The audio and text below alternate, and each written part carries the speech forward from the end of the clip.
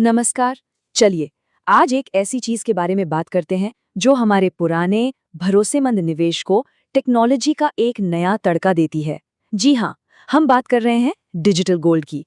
यह सदियों पुरानी संपत्ति को एक बिल्कुल नया मॉडर्न रूप दे रहा है। तो आइए देखते हैं कि यह सब आखिर है क्या। सोना, इसका नाम सुनते ही दिमाग में सुरक्षा और समृद्धि की बात आती है ना? सदियों से इसे दुनिया की सबसे कीमती धातुओं में से एक माना गया है। एक ऐसा निवेश जिस पर लोगों ने हमेशा आंख बंद करके भरोसा किया है। लेकिन अब इसे अपने पास रखने का तरीका बदल रहा है। जरा सोचिए, क्या हो अगर इस बेशकीमती धातु को रखने के लिए किसी तिजोरी या बैंक लॉकर की जरूरत ही न पड़े। कैसा रहेगा? बस यही सवाल हमें हमारे आज के टॉपिक यानी डिजिटल गोल्ड की तरफ ले जाता है। तो ये डिजिटल गोल्ड असल में है क्या भला? चलिए इसे एकदम आसान शब्दों में समझते हैं। ये हमारी हमेशा से चली आ रही कीमती संपत्ति को खरीदने और रखने का एक बिल्कुल नया, जमाने के साथ चलने वाला तरीका है। सीधे साधे शब्दों में कहें तो डिजिटल गोल्ड का मतलब है असली सोने में पैसा लगाना, लेकिन बिना उसे घर लाए। मतलब जब आप डिजिटल गोल्ड खरीदते हैं तो उसके बदले में उतना ही असली 24 कैरेट सोना एक बहुत ही सुरक्षित तिजोरी यानी वॉल्ट में आपके नाम पर रख दिया जाता है। और सबसे ज़रूरी बात पता है क्या है? शुद्धता की पक्की गारंटी। आप जितना भी सोना खरीदते हैं वो 99.9% शुद्ध 24 कैरेट का होता है और उसे सरकारी एजेंसियां सर्टिफाई भी करती हैं।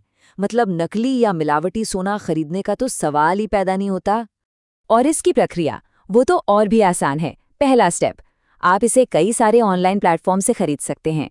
दूसरा स्टेप, जैसे ही आप खरीदते हैं उतना ही असली सोना आपके नाम पर एक सुरक्षित वॉल्ट में रख दिया जाता है। और तीसरा स्टेप, बस अब आप अपने सोने को कहीं से भी कभी भी डिजिटल तरीके से मैनेज कर सकते हैं। चलिए अब वक्त है आमने सामने की टक्कर का। डिजिटल गोल्ड बनाम हमारा पारंपरिक फिजिकल गोल्ड। आइए देखते हैं कि दोनों एक दूसरे के मुकाबले कहाँ टिकते हैं, ताकि ये फैसला करना आसान हो कि किसके लिए क्या बेहतर है।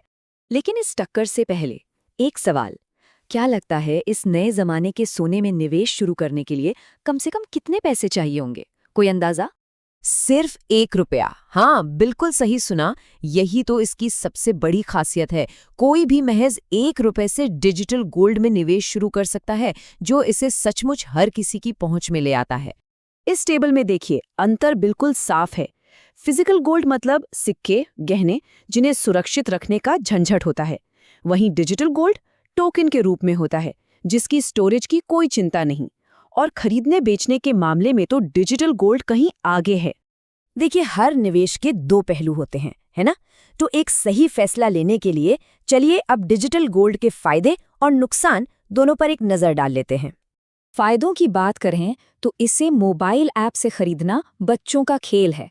छोटे छोटे अमाउंट में निवेश की सुविधा है। जब चाहे इसे बेचकर तुरंत कैश मिल सकता है। लॉकर जैसे स्टोरेज का कोई खर्चा नहीं और शुद्धता की तो पूरी गारंटी है ही। वहीं कुछ बातें ऐसी भी हैं जिनका ध्यान रखना जरूरी है। जैसे आप सोने को हाथ में लेकर महसूस नहीं कर सकते। फिजिकल गोल्ड की तरह ही इसकी कीमतें भी बाजार के हिसाब से ऊपर नीचे होती हैं। इसकी सुरक्षा डिजिटल प्लेटफॉर्म पर निर्भर करती है और नियमों में बदलाव का भी एक रिस्क बना रहता है। और हाँ, कुछ कंपनियां मुफ्त स्टोरेज के लिए एक समय सीमा भी रख सकती हैं। अब जरा टैक्सेशन पर भी एक नजर डाल लेते हैं। दोनों ही तरह के सोने पर कैपिटल गेन्स टैक्स तो लगता ही है। डिजिटल गोल्ड की खरीद पर सीधे 3% जीएसटी लगता है। वहीं फिजिकल गोल्ड में गहनों के मेकिंग चार्ज पर 3% जीएसटी, और अगर सोना बाहर से आया है तो उस पर कस्टम ड्यूटी भी देनी पड़ती है।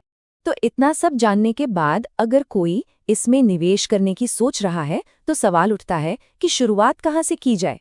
चलिए उन तरीकों पर नजर डालते हैं जिनसे कोई भी इसमें आसानी से शामिल हो सकता है।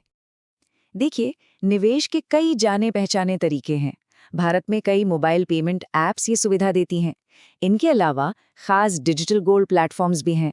गोल्ड ईटीएफ हैं, गोल्ड लिंक्ड बॉन्ड्स हैं और तो और सिस्टमैटिक इन्वेस्टमेंट प्लान्स यानी एसआईपीज के जरिए भी इसमें निवेश किया जा सकता है। और हाँ, एक बहुत बहुत ज़रूरी बात, किसी भी तरह की धोखाधड़ी से बचने के लिए पैसा लगाने से पहले हमेशा उस प्लेटफॉर्म की साख के बारे में अच्छी तरह से रिसर्च ज़रूर कर लें। ये बेहद ज़रूरी है। और जाते जाते एक सवाल आपके लिए छोड़ जाते हैं। क्या लगता है, क्या डिजिटल संपत्ति जैसी चीजें किसी कीमती चीज का मालिक होने के मतलब को ही पूरी तरह से बदल देंगी? सोचिएगा जरूर। धन्यवाद।